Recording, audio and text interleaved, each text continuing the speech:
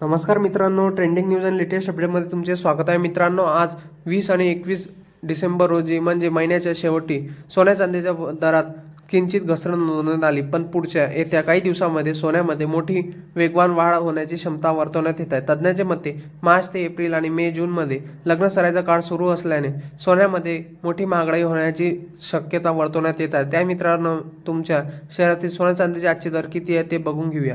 मुंबई, पुणे, नागपूर, कोल्हापूर, जळगाव, ठाण्यामध्ये 24 कॅरेट सोन्याचा दर हा आज म्हणजे 1 तोळा सोन्याचा दर 1,34,180 रुपयावर पोहोचला आहे. त्याचप्रमाणे चांदी 1,48,000 रुपये प्रति किलोग्रॅमवर गेली आहे.